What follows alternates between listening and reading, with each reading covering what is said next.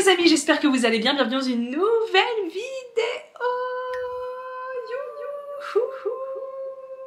Jingle.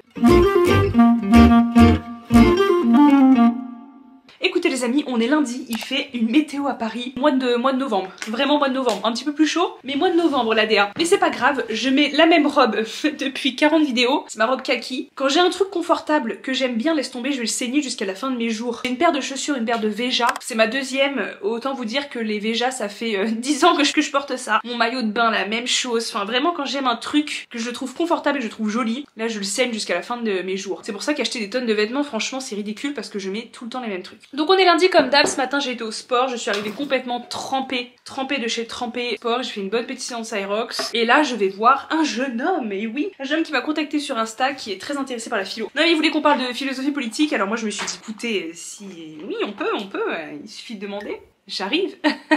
Non, il a l'air très sympathique, alors voilà. On va prendre un petit café à Odéon. Donc je vais me préparer, je vais aller à Odéon. En plus à Odéon, il y a un aromazone. Donc peut-être que j'allais m'acheter un petit contour des yeux, j'en ai plus. Franchement, vous allez me dire, mais je symptomatise depuis quelques mois. Ça ne m'était jamais arrivé avant. Je symptomatise autour des yeux. Regardez là, j'ai encore un truc soit au-dessus, soit en dessous. J'ai vérifié tout ce qui touche mes yeux, mes cotons démaquillants, ma tête d'oreiller, mon masque, mon recourbe-cils, il faut que je le change aussi. Ouais, il est grave abîmé. Je vais passer chez Normal et je vais en prendre un autre, il est grave abîmé. C'est peut-être ça aussi qui aide pas. Et je vérifie tout ce qui touche mes yeux et je vois pas. Est-ce que c'est depuis que je me mets du crayon rose sous les yeux ou violet? Mais je symptomatise sur les yeux. Sous les yeux, c'est très grave. Donc voilà, je vais boire un café et après j'irai peut-être chez Aromazone. J'ai une vie sociale de malade mental en ce moment. Et encore, je décommande pas mal de trucs parce que vous connaissez ma batterie sociale. Moi, c'est très faible, hein. C'est très faible ma batterie sociale. Genre max 2 heures d'interaction par jour. Hein. C'est marrant parce que j'en discutais sur Instagram avec vous. En cours, quand t'es devant des élèves, t'as environ 200 interactions par jour. Entre tes collègues, entre la cantine, entre l'administration,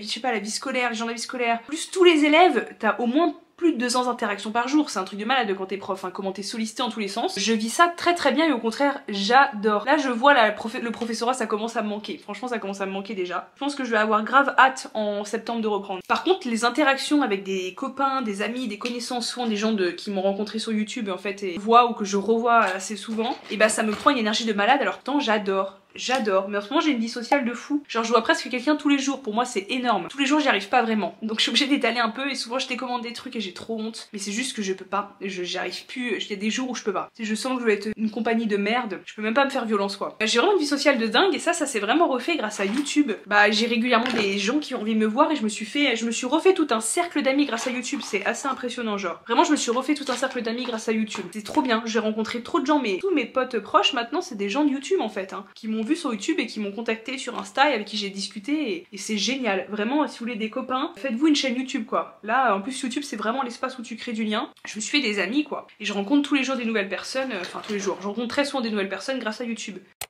En ce moment les gars, du coup je suis pas hyper fatiguée de mes journées, enfin quoi que j'adore mon quotidien en ce moment, hein. J'adore, hein. Pas hyper fatiguée de mes journées comme quand tu enseignes quoi. Du coup je rêve beaucoup, en fait je pense que je tombe moins en sommeil profond, même si je dors vachement bien, j'ai même arrêté la mélatonine et tout. C'est pas, j'ai un sommeil paradoxal, enfin le sommeil du rêve là, où tu rêves mais hyper prolifique et je fais des rêves de malade. Je fais des rêves que je me fais virer de mon nouvel établissement. Vraiment j'ai toutes mes angoisses qui ressortent alors que je vais très bien, hein. Vraiment je vais très bien et tout. Comme si la nuit, toutes mes angoisses ressortent. Alors moi qui est quand même philosophe, bah voilà, c'est le rêve, c'est le moment où l'inconscient parle, tu vois, la conscience s'éteint, s'efface pendant le sommeil, avant de réapparaître lors de la veille, et pendant le rêve, enfin en tout cas selon Freud, c'est ton inconscient qui parle, et ce qui est en arrière-fond la journée, ce dont tu n'as pas conscience, réapparaît dans tes rêves, et voilà, ton inconscient s'exprime. Alors mon inconscient me fait faire des trucs horribles, hein. Vraiment je rêve que je me fais virer de mes établissements, je sais pas, que je retourne dans mon ancien établissement, etc. Bon, ce qui est pas du tout terrible en soi, hein, mais je fais des rêves très bizarres, donc des rêves d'enseignement, des rêves de concours, des rêves sur mes ex encore.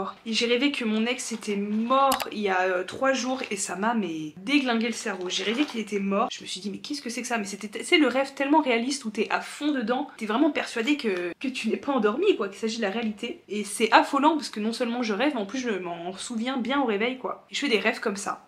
Tu te dis c'est quand même grave le cerveau, le mec. Ça fait 2 ans que c'est fini. 2 ans, moi je vis ma vie, je suis bien, je suis tranquille. Vraiment je vis ma vie. Je fais mes sorties, je fais mes passions, ma chaîne YouTube, mon enseignement, mon concours, je vois plein de gens, j'ai une grave vie sociale, je fais plein de sport et tout. Et mon cerveau il me fait quoi la nuit? Il me fait quoi la nuit? Il me fait rêver que mon ex est mort. Oh là là là, mais c'est horrible. C'est horrible. Et me dites pas, c'est une bonne chose de rêver de ça alors. Si c'est une mort symbolique, c'est-à-dire que s'il est mort pour moi, oui, c'est une bonne chose si c'est une mort symbolique. Si c'est une mort réelle, absolument pas. Je souhaite pas du mal à mes ex, en tout cas les ex que j'ai aimés et qui m'ont à peu près respecté, je leur souhaite vraiment pas du mal quoi. Je rigole, mais quelqu'un que t'as vraiment aimé, t'as envie qu'il soit heureux. C'est peut-être la seule consolation quand une personne se sépare de toi et te dit j'ai plus envie d'être avec toi. Je crois que la seule consolation que tu peux retirer, c'est que l'autre soit heureux de son côté quoi. C'est la seule consolation que je retire à toutes mes histoires d'ex que j'ai vraiment aimé, c'est-à-dire deux. La seule consolation que je retire quand ça se termine, c'est que je me dis bon bah au moins peut-être que le mec il est heureux avec une autre. Donc non, des rêves horribles, c'est marrant comment, franchement je sais pas si ça vous le fait ça aussi, mais moi je me dis mais faut doser tu vois, faut doser, et dans ce gros cerveau il faut doser tu vois, il faut faire autre chose, il faut passer à autre chose, il faut arrêter de faire des moves comme ça. Parce qu'après tu te poses des questions, tu te dis bah pourquoi j'ai rêvé de ça et qu'est-ce que ça veut dire, est-ce que c'est une mort symbolique, est-ce que c'est un rêve prémonitoire. Parce que je suis voyante. Très bizarre, hein. Très bizarre ce qui se passe dans ces grands fronts, je vous le dis. Donc voilà, j'essaie de me remettre un peu à la philo. Je pense que j'ai 3 cours à faire pour être bien pendant l'année. Sachant qu'en plus je vais avoir une visite conseil, donc il faut que mes cours soient carrés. Et puis j'ai pas envie de courir après le temps. Bon, même si j'ai plein de cours de près et que je vais refaire tous mes cours. Alors ce qui est assez marrant, c'est que j'ai accès à plein de cours parce que du coup je connais plein de profs de philo et plein de copains philosophes, etc. qui m'envoient des cours. Et puis par exemple, il y a un groupe de philo pour les profs qui s'appelle Enseigner la philosophie. Et sur ce groupe, il y a des tonnes et des tonnes de cours. Enfin, et même quand tu discutes avec un collègue, ah bah je vais t'envoyer mon cours ou machin pour ceux qui font des trucs rédigés. J'ai des potes qui rédigent rien et j'ai des collègues au contraire qui rédigent tout, qui font même des livres avec leurs cours et tout. Par exemple Étienne Pina. Les cours de Pina ils sont excellents d'Étienne Pina, ils sont incroyables etc. Je vous parle tout le temps de ces cours d'HLP, ils sont trop bien etc. et tout. Genre vraiment moi je les lis comme du pain béni, c'est une merveille. Mais je pourrais pas faire ce cours là dans mes élèves parce que c'est pas moi qui l'ai fait. Et même si mon cours est moins bien qu'Étienne Pina, genre je le sais, je peux pas faire son cours. Même si je l'ai lu 40 fois, je peux pas faire son cours. J'arrive pas à enseigner quelque chose que j'ai pas fait moi-même. J'arrive pas, en tout cas j'y prends pas autant de plaisir. Donc je vais garder mes cours que j'ai déjà fait, bon qui sont somme toute vraiment pas mal. En plus là je vais avoir plus d'assurance, plus de connaissances etc.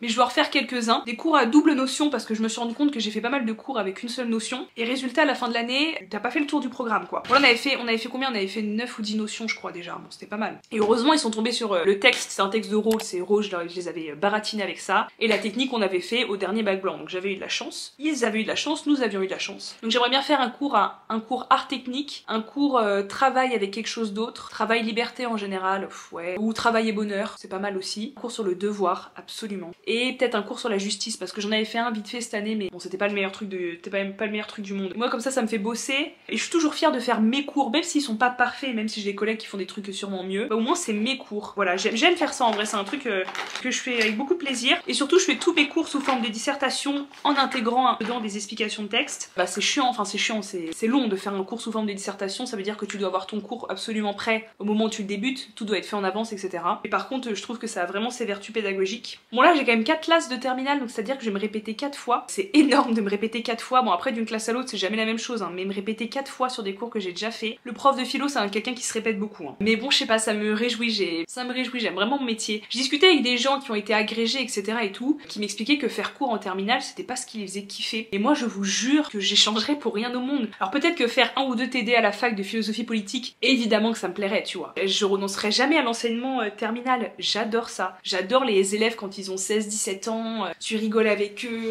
ils sont intéressés. Bon au début ils se disent c'est quoi ce cours de barjo, puis ils ont peur, ils se disent est-ce qu'on arrive chez les fous? Là ils se posent des vraies questions. C'est quand même 4 heures de leur semaine et donc ouais j'ai hâte de reprendre. Donc j'ai 4, comme je dis j'ai 4 terminales générales et une ST2S. Là par contre la techno je n'y connais rien.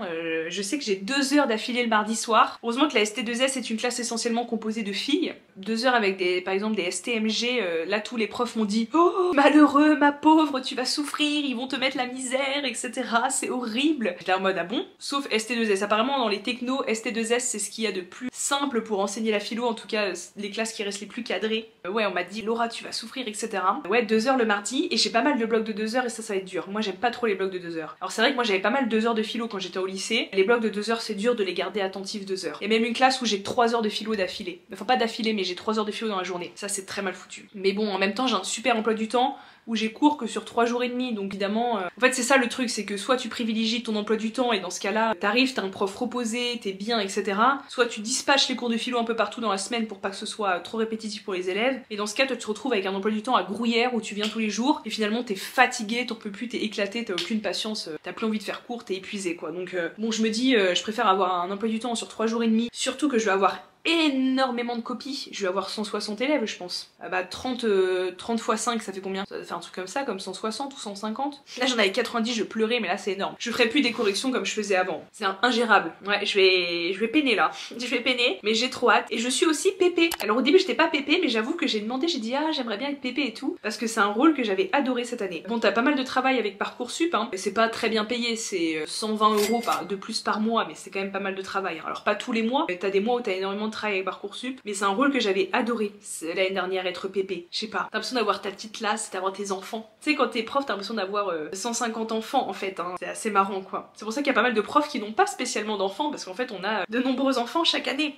Je suis assez contente. Même si, et vraiment on peut pas vivre sereinement, hein. Là je me fais insulter encore. Et JVC pour voir s'il y a pas vraiment des horreurs, mais je retrouve pas tout, hein. Je retrouve 1/10 je pense de ce qui est publié sur moi. Et là j'ai été voir JVC, là, le forum de jeux vidéo où il y a que des jeunes hommes qui insultent des femmes, et précisément des youtubeuses. Et là il y avait un forum sur mes pieds, wesh. Il y avait un sujet, un topic, c'était les pieds de la teen Lorraine Paris.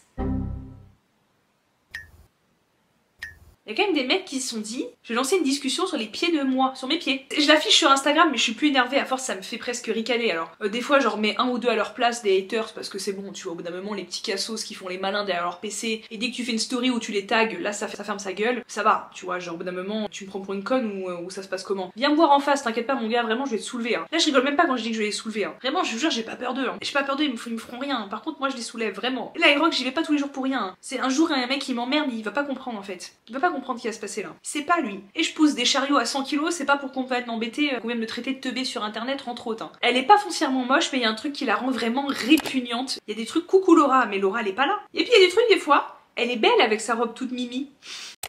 Bon, je vais finir mon make-up quand même avant, parce que sinon je vais être en retard, comme d'hab. Tout ça pour dire que prof, c'est vraiment devenu un métier qui est franchement dévalorisé. Les gens passent leur temps à cracher sur la gueule des profs. L'institution peut être vachement violente, même selon les établissements, même il n'y a aucune solidarité entre les collègues, les parents s'en prennent à toi, enfin franchement ça peut vite tourner à l'enfer selon l'établissement dans lequel tu es. Surtout les établissements où t'as aucune solidarité entre collègues, où les collègues se comportent, et le collègue et l'administration se comportent comme dans une cour de récré, c'est-à-dire qu'ils ont gardé la même mentalité que les adolescents, tu vois. Ça peut vite être très violent, vraiment selon les établissements, selon les équipes pédagogiques, etc. Ça varie énormément, c'est comme d'une boîte à l'autre, hein. Tu peux faire le même métier, d'une boîte à l'autre ça n'a rien à voir. Bon bah d'un établissement à l'autre, ça n'a rien à voir aussi. C'est exactement la même chose, mais je trouve que vraiment mon amour du métier, je vous jure, il transparaît là, c'est que oui, c'est pas le plus noble d'être prof de philo, tu vois. Quand t'es prof de philo, tu travailles pas, je sais pas, au ministère de la Culture, ou enfin tu vois, je veux dire, c'est archi dévalorisé d'être prof, tu vois. Les gens voient un espèce de gogol toujours en vacances, mal payé, qui a réussi pour eux un concours hyper facile, etc. Même moi, je voulais pas être prof quand j'étais jeune, hein. J'ai pas fait philo pour être prof, hein. Dans mon imaginaire, c'était quelque chose de dévalorisé, de mal payé, etc. J'avais pas totalement tort, mais vous voyez, je voulais pas être prof, je voulais faire quelque chose de plus noble que prof, vraiment. Hein. Vrai prof, c'est vraiment imposé à moi quand je suis devenue prof. Hein. C'est là que je me suis dit, mais oui, c'est là ma place. Vous voyez, malgré tout ça, malgré le fait que oui, bah prof c'est mal payé, que c'est pas hyper valorisé socialement, que on aurait plus d'estime pour moi si, par exemple, on m'avait proposé, enfin j'ai une abonnée qui m'avait envoyé des candidatures après l'échec au CAPES, au ministère de la Culture, à l'école du Louvre, etc. Donc plein de trucs hyper intéressants. Peut-être que je serais plus valorisée socialement si je faisais ce genre de job, etc. Mais vraiment, moi, ce que je veux, c'est être prof de philo. Enfin, vraiment, je vous jure, malgré ça, je veux être prof de philo, quoi. Et c'est là que tu vois le véritable amour du métier, et je veux être prof de philo pour des termes, je veux faire ce que je fais maintenant, quoi. J'adore ce que je fais, quoi. Enfin, franchement, je suis trop heureuse de faire ce métier, et si je repasse le concours, ce sera plus jamais pour avoir une espèce de reconnaissance sociale ou je sais pas quoi. C'est bon, j'ai compris que le concours c'était un vaste cirque et que tu peux travailler comme un dégénéré. Ça ne suffira absolument pas à te faire certifier, etc., à assurer ta réussite. Il y a pas de corrélation, il y a très peu de corrélation entre le travail et la réussite du concours. Hein. Vraiment, il y a tellement d'autres facteurs qui rentrent en compte. Et c'est pas un discours d'énorme rageuse, tu vois. C'est que juste au bout d'un moment, faut admettre les faits. C'est pas parce que tu travailles comme un malade que t'auras le concours. C'est pas parce que tu mérites que t'auras le concours. C'est pas parce que t'es un bon prof de philo que t'auras le concours. Ça y est, j'ai compris, c'est intégré. Si je repasse ce concours, si je réussis, ce qui est absolument pas gagné parce que là j'ai un dégoût profond du concours, même me remettre à la philo, c'est très très dur. Et bah je le ferai parce que je veux faire ce métier tous les jours de ma vie. Pas parce que être certifié c'est stylé. Pour 3/4 des gens, le CAPES c'est un truc de gogol de toute manière. Mais parce que je veux m'assurer tous les jours de ma vie de pouvoir faire ce métier que j'adore. Bon allez, j'y vais parce que je vais être en retard.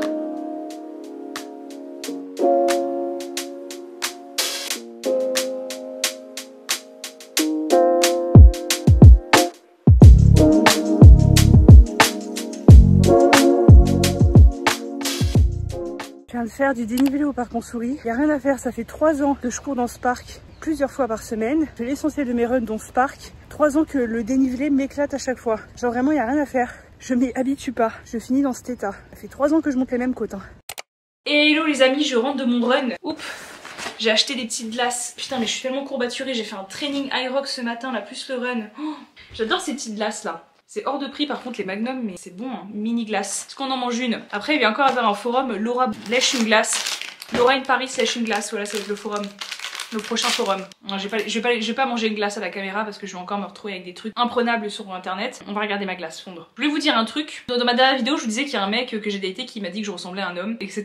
parce qu'il avait pris le seum que je veuille pas le revoir spécialement, que j'ai pas spécialement envie que je mette un peu un stop. Du coup, il a pris le seum, il a dit que je ressemblais à un homme, etc. Et donc évidemment, comme je m'y attendais, hein, j'ai laissé le passage pour être 100% honnête, pour être vraiment catégoriquement honnête, mais je savais très bien que j'allais avoir un forum sur ma gueule pour confirmer le fait que je ressemblais à un homme. En fait, je pense que peut-être que j'ai pas les traits les plus féminins, etc. Bon déjà il y a plusieurs choses. La première chose c'est que mon apparence physique c'est clairement pas ma priorité dans la vie. Déjà je me trouve belle, honnêtement je me trouve jolie vraiment. Je me trouve pas la plus belle mais je me trouve jolie. Deuxièmement mon apparence physique c'est pas ma priorité dans la vie, j'ai vraiment autre chose à foutre. Alors s'il y a plein de filles, si c'est leur priorité d'être archi belle, d'être tout le temps maquillée, apprêtée, coiffée, clean, machin, et je respecte et j'admire. Être belle pour plaire à des hommes, je m'en fous. Vraiment je suis partie à une étape où je m'en fous. Et je passerai pas ma vie à me lisser les cheveux, à aller chez le coiffeur, à aller chez l'esthéticienne, à me faire les ongles, à me faire des épilations, je m'en fous en fait. Vraiment à me faire des masques, des machins. Je peux vraiment comprendre l'attrait, il y a des filles aussi qui le font pour elles, hein. Ça me saoule en fait, ça me saoule d'être tout le temps apprêtée, d'être tout le temps machin, je m'en fous. Vraiment de passer ma vie à trouver des moyens d'être toujours plus belle. Au bout d'un moment j'ai autre chose à faire. Il y a des choses qui m'intéressent 100 fois plus dans mes journées. Déjà je trouve que je manque de temps, mais alors si en plus je passe mon temps à tout faire pour essayer d'être belle pour les hommes, les gens qui me disent non mais je me fais pas belle pour les hommes, je me fais pas belle pour les hommes, oui bon c'est toujours un petit peu belle pour autrui, hein. Non ça m'intéresse pas. Deuxièmement je pense que les hommes ne sont pas habitués à voir des filles qui ne sont pas à leur avantage sur les réseaux sociaux, c'est-à-dire qu'en général quand on met une caméra devant soi, on fait tout pour être très belle. Et moi je me pointe démaquillée, je me pointe en sortant du sport, je me pointe complètement décoiffée avec une coiffure qui met en avant mon front ubuesque. Je crois que ubuesque ça veut dire très grand, imposant. Mon front ubuesque. Ça me plaît des fois de me sentir jolie à la caméra, etc. Mais au bout d'un moment, j'ai autre chose à foutre que de toujours soigner mon apparence pour plaire à des gens. Genre, je sais très bien comment m'apprêter pour être considérée comme jolie, je sais très bien plaire, etc. Enfin, je sais pas, j'ai jamais fait un date et le mec qui m'a regardé m'a dit ah non, tu me plais pas du tout, j'ai pas envie. Si je veux séduire, je sais très bien m'apprêter de manière à séduire. Enfin, je sais pas. Donc en fait, je pense que les hommes ne sont pas du tout habitués à avoir des filles démaquillées. C'est comme Juju Fit Cat. Juju Fit Cat, la meuf, elle est hyper badass. Elle fait de la télé, elle fait plein de sport, elle a des millions d'abonnés, elle gère des entreprises, elle a son couple, son machin. La plupart de ses vidéos, elle est fait démaquillée. D'ailleurs, quand je l'avais vue, elle nous disait toujours, moi j'aime pas spécialement maquiller, je suis tout le temps démaquillée, etc. Évidemment, la meuf, elle passe son temps en tournage, que ce soit pour la télé ou pour YouTube, où elle se fait maquiller dans tous les sens. Évidemment que dans son quotidien, elle a envie d'être démaquillée, d'être tranquille, de pas mettre 40 tonnes de fond de teint et de passer 1 heure dans la salle de bain pour se faire des brushings, quoi. Pareil, elle se prend les mêmes remarques, enfin, elle se fait allumer sur son physique alors que c'est une femme magnifique. Je vous dis, en plus de sa gentillesse, pour l'avoir vue en face pendant une journée, etc. En plus d'être une femme d'une grande gentillesse et pleine de talent, elle est magnifique. Mais pareil, les gens ne sont pas habitués à voir une fille qui elle assume ses cheveux blancs, etc. Elle a pas mal de cheveux blancs comme moi. Les gens l'allument en fait. Je suis ridicule avec ma glace qu'ils font là. Parce que je mange ma glace et je reviens après. Non mais après je vais avoir la flemme. Les hommes ne sont pas habitués, les gens en général ne sont pas habitués à voir des femmes. Juste elles se lèvent le matin et elles allument leur téléphone et leur caméra. Bah moi c'est ce que je fais tout le temps. Voilà, je me lève le matin, j'allume ma caméra. Je vérifie pas que j'ai pas de boutons, que je sais pas quoi, chez machin, truc. Des fois j'ai des vêtements ils sont tachés, bah oui j'ai des vêtements ils sont tachés mais c'est la vie en fait. Enfin désolée je vis. Je vis autre chose que pour paraître belle, je sais pas quoi. Je peux comprendre qu'on aime les gens extrêmement soignés, extrêmement minutieux sur leur apparence, mais moi vraiment j'ai d'autres talents. J'ai d'autres talents à cultiver que d'essayer d'être belle. Il y a un autre truc aussi, c'est que ce que vous ne vous rendez pas compte, c'est que les caméras, comme ça. Il y a des filtres, hein. Même j'ai pas cette gueule là, c'est sur une autre caméra. Hein. Il y a un filtre par défaut sur la caméra. Et si je veux, je peux mettre des filtres encore plus puissants qui vont lisser toute ma peau, etc. Toutes les youtubeuses que vous regardez, il y a des filtres sur toutes les caméras. Donc déjà il y a des filtres par défaut. Après tu peux rajouter des filtres encore plus puissants qui te lissent la peau, je sais pas quoi machin. Après nous, au montage, on joue sur la colorimétrie. Donc on met des colorimétries qui nous arrangent ou pas. On le fait pas, mais on peut mettre aussi des colorimétries qui nous arrangent. Juste les gens ne sont pas habitués à voir des femmes sans filtre, démaquillées le matin, genre. Ah oui, on n'est pas hyper broché, hyper coiffé, ongles faits, maquillage, fossile, machin, à 8h du sbar quand on allume la caméra. Oh quelle surprise, une femme ça ressemble à ça. Oh quelle surprise! Mais homme ou femme, on a tous à peu près le même visage. La seule chose qui diverge, c'est peut-être nos organes biologiques, c'est tout. Voilà, désolée. Je suis désolée de vous l'apprendre, les femmes ne sont pas une autre espèce.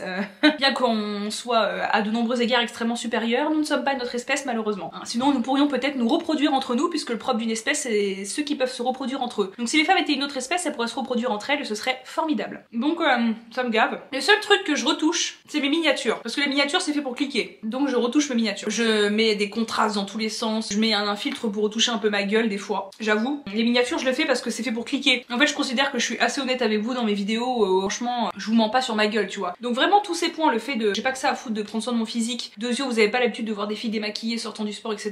Voilà, juste des filles qui vivent leur vie. Et tertio tous les filtres. Et ensuite on me dit que j'ai un visage de garçon. Bon voilà, de visage d'homme, bon pourquoi pas. Et ça me fait trop rire parce qu'hier j'ai regardé un film avec Adèle Exarchopoulos. Je n'arrive pas à prononcer son nom. Adèle Exarchopoulos.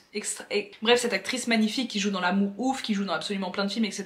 Je crois dans La vie d'Adèle d'ailleurs, non. Je suis pas très cinéma. Quoique je m'améliore dans le cinéma, je m'améliore beaucoup, mais je connais pas vraiment beaucoup tous les acteurs. Cette femme, elle a quelque chose de très viril. Elle n'incarne pas la féminité à l'écran. Et pourtant, elle est super sexy. Elle est super sexy et pourtant, tu vois, elle est toujours très virile dans ses rôles et en dehors de ses rôles aussi, le peu d'interviews que j'ai vues, elle n'incarne pas la grande féminité, quoi. Pourtant, elle est super sexy. Alors, je me compare pas à cette magnifique actrice, hein, je sais pas ce que je suis en train de dire. Mais genre, faut arrêter, tu vois. Correspondre à absolument toutes les exigences de la féminité et à tous les codes de la féminité pour vous plaire, en fait. De toute manière, la vérité c'est que si vous m'aviez en face de vous en date, vous seriez déjà fan. Vraiment, vous seriez déjà fan, vous me trouveriez trop belle en fait. Trop belle et trop sexy. Vraiment la vérité, hein. Si vous m'aviez en face de vous en date, vous seriez sous charme. Parce que je suis trop marrante, j'ai trop de conversations et en plus je suis une putain de belle gosse et je fais plein de sport. Voilà, c'est tout. Alors peut-être que vous voudriez pas faire de moi votre copine parce que vous auriez honte de mon origine sociale et que je prends un peu d'espace et que je fais beaucoup de bruit. Mais vous me trouveriez trop sexy, comme feraient tous les mecs que j'ai datés.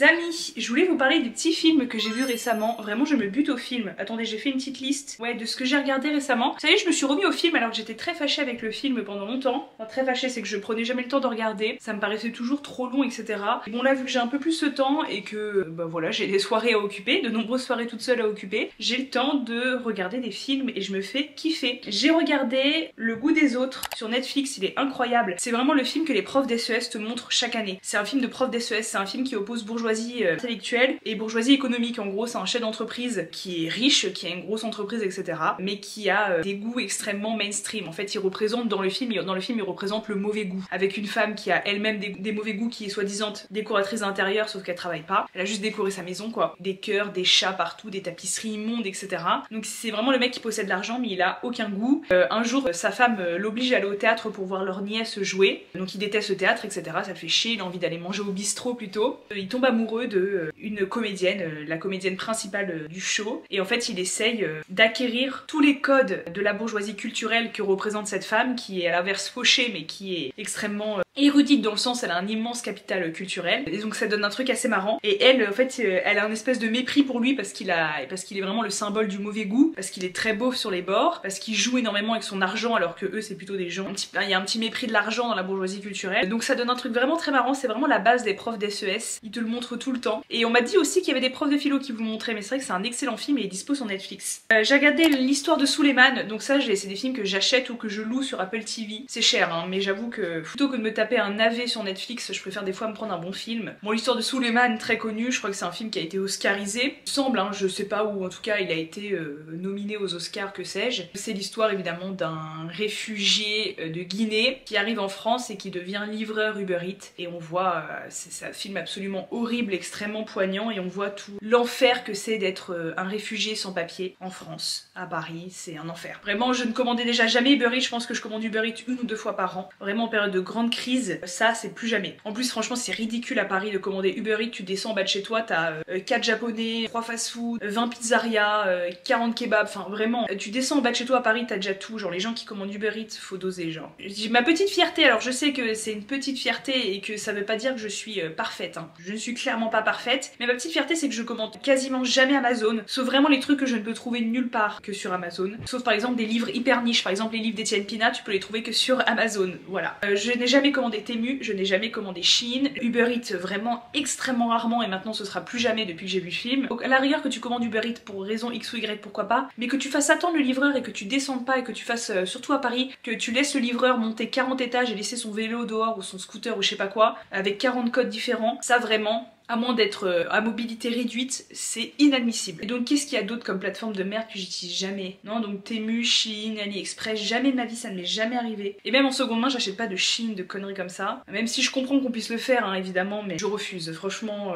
Mais bon à côté de ça je fais des trucs extrêmement capitalistes comme de l'Aerox, hein, voilà. Je suis clairement pas parfaite mais ce geste là en tout cas je me sens capable de le faire, de ne jamais commander sur ces plateformes, donc je le fais. Après il y a d'autres choses que je me sens pas capable de faire. Mais ce geste là je me sens capable de le faire. J'ai regardé Un métier sérieux. C'est un excellent film sur le professorat. Alors moi les films de prof j'adore. J'avais regardé La vie scolaire. C'est un ex qui m'avait montré La vie scolaire d'ailleurs, hein, qui était sur Netflix mais qui ne l'est plus. C'était un super film, j'avais trop aimé. Mais j'ai regardé Un métier sérieux avec Vincent Lacoste et Adèle Exarchopoulos. Toujours pas à prononcer. Super film. Bon c'est léger, c'est pas le film de l'année tu vois, mais franchement il est vraiment pas mal. Moi j'adore. Et en plus avec quand il y a des acteurs jeunes etc. je kiffe. Et voilà, j'ai écouté un super podcast de France Inter, c'est Qu'est-ce qui pourrait sauver l'amour, je vous en ai parlé plein de fois. Il est super. Moi tous les podcasts faits par Ovidie, elle est très connue dans le monde du podcast. C'est une militante féministe. Elle a fait beaucoup de podcasts pour Le Cœur sur la table. Et puis maintenant, ces podcasts, ils marchent tellement qu'elle est sollicitée partout. Et à chaque fois, c'est tellement bien. Et c'est archi accessible. Hein. C'est typiquement le genre de podcast que je pouvais écouter quand j'avais 18 ans. Bon, quand j'avais 18 ans, j'écoutais pas de podcast, mais à 20 ans, typiquement, moi, Le Cœur sur la table, j'écoutais ça quand j'avais 20 ans. C'était une merveille, quoi, oui. Et en fait, c'est un vrai avantage parce que la diction est très claire et ça permet vraiment d'améliorer son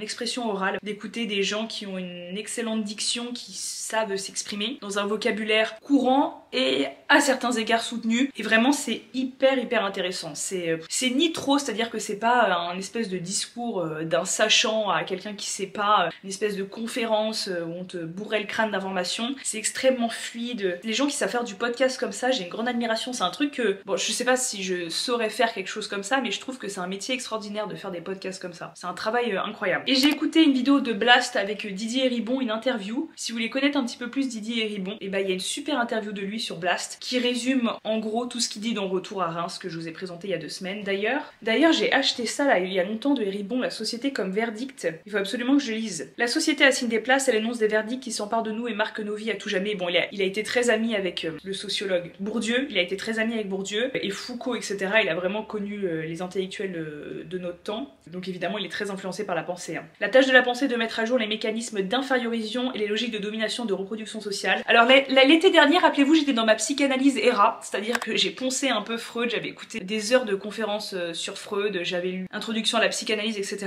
Là je pense que je suis un peu plus dans ma sociologie ERA, mais j'oscille entre les deux. Hein. Mais c'est vrai que l'année dernière j'étais dans la psychanalyse ERA, cet été là je suis plus dans ma sociologie ERA. Donc je pense que je vais lire ça après, quand j'aurai fini le livre que je suis en train de lire, que j'ai bientôt fini d'ailleurs, il est où. Donc voilà pour les films que j'ai vus récemment. Je pense que j'en ai vu d'autres mais j'ai dû oublier. Je me réconcilie vachement avec le cinéma et j'adore le cinéma français. J'adore le cinéma français. C'est vrai que chez moi j'avais vraiment pas une culture du cinéma, genre on regardait les tuches, on regardait les ch'tis. Si mon père il m'emmenait quand même souvent au cinéma, mais c'était vraiment pour voir les trucs mainstream etc.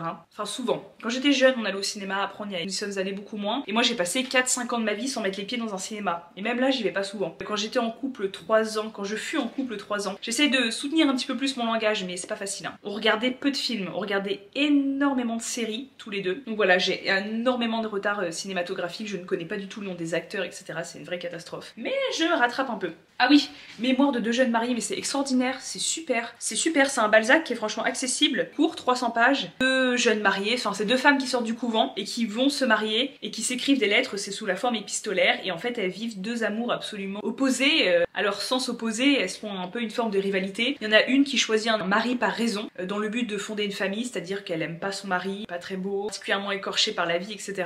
Mais finalement, elle fait un mariage de raison, elle se dit que c'est un bon parti pour elle, elle apprend à apprécier son mari, elle prend du plaisir à le rendre heureux, elle éprouve du bonheur à le rendre heureux, mais voilà, elle est pas amoureuse de lui, elle éprouve aucune passion pour lui, et elle trouve énormément de satisfaction dans la maternité. Alors je l'ai pas fini encore, hein, mais globalement c'est le principe. Et t'as une autre femme qui s'appelle Louise Chaulieu ou quelque chose comme ça, qui au contraire s'éprend de passion à l'égard d'un homme, qui elle va se marier, etc. Et elle vit une véritable passion. Et je pense qu'à la fin ça va mal se finir, mais je n'y suis pas encore. Elle éprouve des sentiments de jalousie, même à l'égard de son ami, lorsque son mari regarde son ami, etc. Enfin, elle est vraiment dans la passion absolue avec cet homme, et donc c'est vraiment 2 modèles d'amour qui s'opposent. On verra lequel pour Balzac est triomphant à la fin. Je vais me faire un petit make-up rapidement. Je me suis douchée rapide parce que sinon je vais être en retard. Et j'ai envie de passer un petit moment au musée. Je suis en train d'écouter un podcast France Culture. En fait, les Radio France, donc France Inter, France Culture, France Musique, tout ça. D'autres trucs aussi, ils ont une application qui s'appelle Radio France qui se met sur le téléphone. Et il y a tout dessus. La musique classique, il y a tous les podcasts France Culture, les trucs France Inter, etc. Franchement, elle est trop bien l'appli. Vous avez des chaînes H24 de musique classique avec plein de types de musique. Du classique très connu, du classique plus niche, du baroque, des musiques de films, etc. C'est génial, moi j'adore. J'écoute pas tous les 4 matins non plus, mais j'avoue j'aime bien. Et vous avez les podcasts France Culture et dessus il y a une série de podcasts sur le néolibéralisme. Vous savez, la question à l'entretien, première question, quelle différence entre libéralisme et néolibéralisme? Où j'ai bégayé, alors que c'est des questions qui me passionnent. Et en plus, en cours à la Sorbonne, en M1 ou en M2, je sais plus, j'ai eu le spécialiste de l'histoire du néolibéralisme en France, c'est Serge Audier. C'était notre prof, je l'ai eu en TD 2 ans et je l'ai eu en séminaire aussi. Vous savez, on avait des cours à la carte qui s'appelaient les séminaires. Son cours était passionnant, mais en fait c'est des cours pour moi qui datent d'il y a 5 ans. Donc en fait pour le concours j'avais clairement pas révisé ça parce que j'ai parlé de libéralisme, enfin j'ai parlé de néolibéralisme avec les élèves, j'ai distingué le néolibéralisme de l'état-providence, de l'état social, etc. dans un cours sur l'état. Mais voilà, t'y passes pas 150 ans, tu leur donnes quelques notions, mais déjà c'est beaucoup plus de la SES à leur âge, à leur niveau, et voilà, tu rentres pas dans les détails du libéralisme et du néolibéralisme avec les terminales, enfin clairement pas. T'as autre chose à faire, il y a d'autres questions sur l'état à traiter avant de tomber là-dedans, puis il y a 17 notions. Donc c'est vrai que je m'attendais pas à ça, et en fait j'ai tellement révisé d'autres choses, j'ai vraiment les gars, j'avais révisé toutes les notions, plus toutes les situations, etc. et tout. Pas gogol, j'avais compris qu'il fallait travailler, pas un manque de travail là, c'est que juste en philo on a des questions, je sais pas comment ça se passe, vous, je pense que c'est pareil aussi dans vos disciplines, on a des questions, t'as peur quoi, c'est un peu la loterie. Et c'est vrai que j'avais pas du tout révisé ces questions. Après ils m'ont posé d'autres questions de philosophie politique archi précises, et le truc c'est que je trouve que je m'en étais super bien sortie parce qu'en fait je m'y attendais tellement pas que j'ai quand même réussi sur certaines questions à leur présenter des distinctions conceptuelles très précises. Vraiment j'ai eu des éclairs de génie, des choses qui me revenaient de M1 que j'avais pas lu depuis 5 ans, ou des trucs que j'avais relus une seule fois en 5 ans, là j'ai fait dans ma tête et j'ai sorti tout ça, du coup j'étais fière de moi. J'ai fait la différence entre les biens exclusifs et les biens non exclusifs, les biens rivaux, les biens non rivaux, etc. qui sont des... Mais c'est vraiment de la niche de philosophie politique quoi. Enfin je sais pas, pour moi le candidat lambda il connaît pas la distinction entre un bien exclusif, un bien non exclusif, un bien rivaux et un bien non rival, enfin des biens rivaux et des biens non rivaux. Genre vraiment des trucs hyper précis comme ça. Ils m'ont posé une question sur les différents contrats sociaux, donc Rousseau, Hobbes, Locke, etc. Évidemment j'avais plein d'éléments intéressants, je pense plus qu'un candidat lambda, et ayant fait un master de philosophie politique étant hyper calé en philosophie politique. Enfin hyper calé, en tout cas assez calé. Et donc je pensais vraiment qu'ils allaient se dire waouh, forte, elle connaît bien la distinction entre les différents contrats sociaux des auteurs, etc. Et non, ils sont pas dit ça. Donc bref, tout ça pour dire que l'année prochaine les gars, je ne vais pas me refaire avoir et que là je suis en train d'écouter une série de podcasts sur le néolibéralisme. Après c'est chiant, c'est qu'en fait là cette année ils m'ont posé ça comme question, puis l'année prochaine ils m'en poseront d'autres quoi. D'autres auxquels j'aurais pas révisé parce que tu ne peux pas tout réviser. Et en fait c'est vraiment une question de chance, c'est que je suis tombée sur des trucs que je n'avais pas révisé parce qu'en fait c'est impossible de tout réviser, c'est impossible. Et sur tout ce que j'ai révisé, sur les montagnes de cours que j'ai ingurgité, ils m'ont posé des questions sur ce que je savais pas ou ce que je savais plus. Et pourtant c'est des choses qui me passionnent et tu m'aurais laissé une demi-journée, j'aurais été spécialiste de la question quoi. Ça qui me... C'est pas que j'en savais rien du tout, c'est que sur le moment oui je m'y attendais tellement pas que j'ai pas eu des réponses très pertinentes quoi. J'étais très vague, en tout cas sur cette question là. Donc bref tout ça pour dire que là je suis en train de me dire vous allez pas m'avoir 2 fois, regardez-moi bien que vous allez pas m'avoir 2 fois, et donc je suis en train d'écouter une série de podcasts sur le néolibéralisme fait par France Culture, je vous mettrai à l'écran. Donc tous les gens qui viennent me dire gna gna gna, elle est trop nulle, elle est teubée, j'ai vu quand même un commentaire dimanche d'un mec sorti de nulle part, elle est teubée. Les gens qui sont teubés, j'aurais bien voulu vous voir sur une telle question, hein. Elle est teubée, elle est teubée. Et franchement ça me fait trop plaisir parce que par contre même si j'ai énormément de gens qui se réjouissent de mon échec et qui sont là hi Lorraine Paris ça a échoué, ma vie est tellement meilleure, oh je suis trop heureux, Lorraine Paris ça a échoué, je vais faire 40 forums JVC pour dire qu'elle a échoué. Je me couche avec le sourire, Lorraine Paris a échoué. Il y a quand même aussi plein de filles, souvent de femmes, même d'hommes aussi, qui vraiment me font voir des vocaux, etc.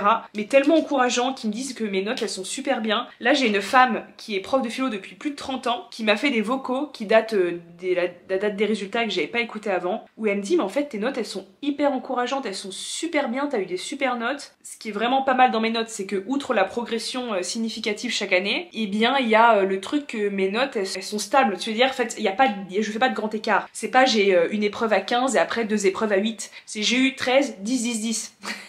Donc c'est vrai que ça témoigne d'un niveau global quand même, il n'y a pas eu de coup de chance en fait, tu vois, il n'y a pas eu de coup de chance. En vrai je sais que j'ai eu des bonnes notes, enfin quand je me pose 3 secondes, aucune note en dessous de la moyenne au CAPES de philo, c'est un peu une dinguerie quand même. Enfin vraiment, quand on se pose 3 secondes, d'avoir aucun gros raté comme ça, et d'avoir des notes archi constantes, c'est hyper encourageant. Mais en tout cas merci aux gens qui voilà m'écrivent et me soutiennent et qui me disent mais non Laura c'est des bonnes notes etc, parce que déjà vous avez raison. Et en plus bah moi ça me permet de relativiser, donc je suis contente d'entendre ça. Donc vraiment surtout quand c'est des collègues, ça fait 30 ans qu'ils enseignent, qui viennent te faire des vocaux pour te dire mais en fait tes notes elles sont très bien, juste le CAPES de philo est hyper sélectif mais tes notes sont tellement encourageantes, bah ça me fait trop plaisir. Mais je vais m'y remettre les gars. Là je commence doucement mais sûrement. Là je vous parle de mon échec, mais je fais un peu thérapie devant vous, ça m'évite de payer des séances de 50 balles de psy pour qu'ils me parlent de mes parents. J'ai pas envie de parler de mes parents là, j'ai envie de parler de mon concours. Nuit et jour. Au fur et à mesure, je digère mon échec. Là, vous inquiétez pas. Là. Je vais être imbattable. Là, je vais revenir. Je vais être un monstre. Une bête de concours, une zinzin. Alors sauf si on me discrimine pour d'autres critères que l'enseignement, c'est-à-dire parce que j'ai une chaîne YouTube, parce que je sors un peu des codes classiques de la philosophie et que voilà, on a décidé qu'on me donnerait pas le CAPES pour ça, mais en tout cas j'espère pas. Je n'espère pas tout de même, mais si ce n'est pas le cas là, je pense que je vais me réveiller en septembre, je vais être un monstre. Vous êtes peu près. Je digère l'échec, j'en parle, mais là quand je vais revenir, vous avez créé un monstre là. À me refuser 3 fois, vous avez créé un monstre. Une mutation génétique. Là c'est pas possible hein. Il y a des jours où je me dis je suis pas capable, je suis trop en colère, j'en peux plus. J'en ai marre en fait, vraiment j'en ai marre, c'est un petit peu redondant. Vous imaginez 3 ans faire la même chose. 3 ans. 3 ans tu deviens fou là, la prochaine étape c'est l'asile hein, je vous le dis hein. C'est Sainte-Anne la prochaine étape. Donc vraiment il y a des jours où je me réveille, je me dis c'est impossible, vous m'avez usé, là vous m'avez usé. Et il y a des jours où je me lève et je me dis regardez-moi bien là vous avez créé un monstre, là vous êtes peu près pour ce qui va se passer là. Je vais y aller à ce CAPES, je vais vous prouver qu'il faut pas abandonner, je vais devenir l'exemple, que l'abnégation paye. Comme disent mes élèves n'arrêtez pas de me dire madame on va les choquer, faut les choquer. Je vais vous choquer, je crois que je vais vous choquer là. Je vous emmène avec moi au Louvre pour une fois. Je sais pas que vous allez bien m'entendre parce que j'ai pas de micro, j'aime pas trop les micros. Mais d'habitude je vous montre que des images vite fait. Là je me dis je vais vous emmener avec moi. Je suis dans une de mes salles préférées. C'est la salle au 2e étage, je suis à l'étage le plus haut. C'est la salle Marie de Médicis. C'est extrêmement beau. C'est une salle où il y a que des tableaux de Marie de Médicis. Bon, allégorique, hein, on n'est pas dans du réaliste. Peint par Rubens. Rubens, je crois que c'est un Hollandais. Peut-être que ça se dit pas Rubens, peut-être que ça se dit Ruben. Je ne sais pas prononcer les noms d'artistes. Vous allez me reprendre en commentaire. On va dire Ruben. Et en gros, Marie de Médicis, c'est la mère de Louis XIII et la femme d'Henri IV. Et elle a commandé à Ruben un ensemble de tableaux pour son palais qui était le palais du Luxembourg. Donc là où il y a le Sénat maintenant. C'est absolument magnifique. Je vous montre un petit peu. Mais c'est vraiment une de mes salles préférées. Elle est divine. Et du coup, en fait, tous les tableaux entrent en résonance les uns avec les autres puisqu'ils ont tous le même sujet, Marie de Médicis.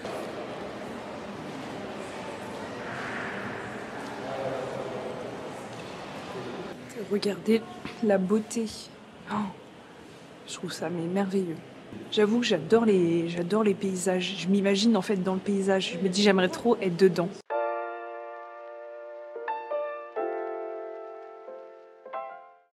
On est vendredi et en fait j'ai reçu mon virement YouTube.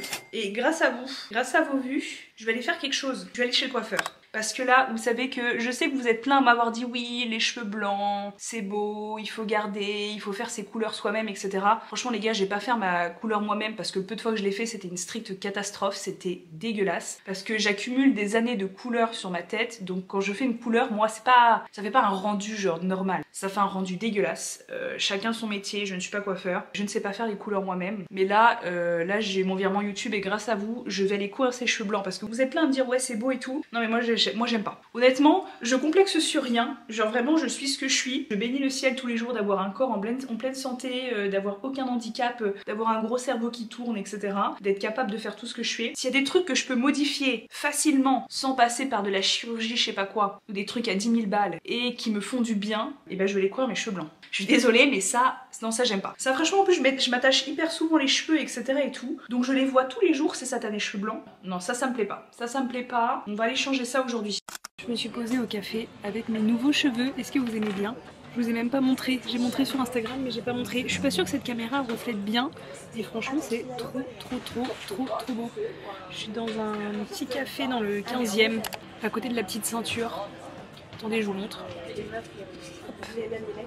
C'est très sympa, en fait ça fait coworking et c'est cool, franchement c'est cool. Je suis en extérieur, je suis en train de monter ma vidéo là. Je me suis remise à la philo et je voulais vous montrer un petit peu les cours que j'ai fait. Moi vous savez j'ai déjà plein de cours de prêt, j'ai genre 7 ou 8 cours de prêt déjà qui sont hyper clean parce que juste avant le bac j'avais tout remis en forme pour mes élèves, j'avais tout mis dans un drive et tout. Bon, s'ils avaient bien pris des notes dans l'année ils en avaient pas besoin mais c'était pour eux. Et du coup là je suis en train de me lancer dans un nouveau cours sur le travail. Doit-on travailler pour être heureux? C'est le sujet. J'ai fait mon amorce et j'ai évidemment fait tout mon plan. Voilà, c'est ce que je me remets à faire de la philo. J'ai mis un peu de tout, j'ai mis du classique et du moins classique, le Capital de Marx, la dialectique du maître et de l'esclave d'Hegel, Kant évidemment, des choses très classiques comme l'origine étymologique du travail, Auschwitz, etc., Arendt. Le texte du bac d'il y a 2 ans qui était sur le travail avec Veil, la condition ouvrière. Et après je me suis fait un peu plaisir, l'éthique protestante et l'esprit du capitalisme, et l'éloge de la oisiveté et le droit à la paresse. Voilà, j'ai fait mon petit plan. Donc voilà, puis j'ai commencé à rédiger. Mon vice, c'est que je fais des cours beaucoup trop longs et du coup je n'arrive jamais, j'ai fait qu'une année, mais j'arrive pas à faire les 17 notions. Après bon, je suis pas sûre que faire les 17 notions c'est pour les faire à l'arrache, ça sert à quelque chose, mais je fais des cours beaucoup trop longs. Et comme je disais sur Instagram, l'avantage c'est que quand t'as préparé 3 fois le CAPES et que bah t'as bossé toutes les notions, tu connais tout le programme, t'as lu tous les trucs d'HLP, etc. Tes cours ils te viennent en 3 secondes. Genre le plan vraiment j'ai mis un quart d'heure à le faire.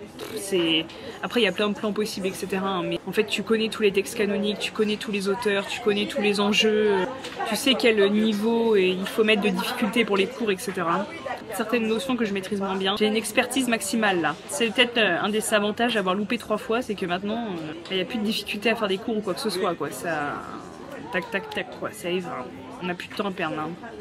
Hello les gars, comment ça va? Bon, je pense que je vais clôturer cette vidéo ici. C'est vraiment trop beau mes cheveux. Trop fan. Je suis retournée à la blondie. J'ai fait toutes les nuances de blond. Hein. J'ai fait blond très foncé, voire châtain. J'ai fait très clair, mais le blond très clair, je trouve ça hyper joli. Hein. Mais c'est beaucoup plus joli en photo qu'en vrai et ça vieillit très mal. Surtout pour moi qui fais des tonnes et des tonnes de sport et du coup les cheveux qui s'abîment, la couleur qui dégorge dans tous les sens, etc. Avec la piscine et tout, la transpi. Là vraiment c'est parfait. Enfin vraiment on dirait vraiment ma couleur naturelle. Je suis choquée des talents des coiffeuses parce que vraiment à chaque fois que je vais dans ce salon, je leur dis écoutez, c'est vous les expertes, moi je sais pas, faites ce que vous voulez. Et en fait à chaque fois elles me font un truc mais à la fois hyper naturel, c'est-à-dire qu'on dirait pas que j'ai fait une couleur ou quoi que ce soit, que j'ai passé 2 heures chez le coiffeur, et à la fois hyper beau.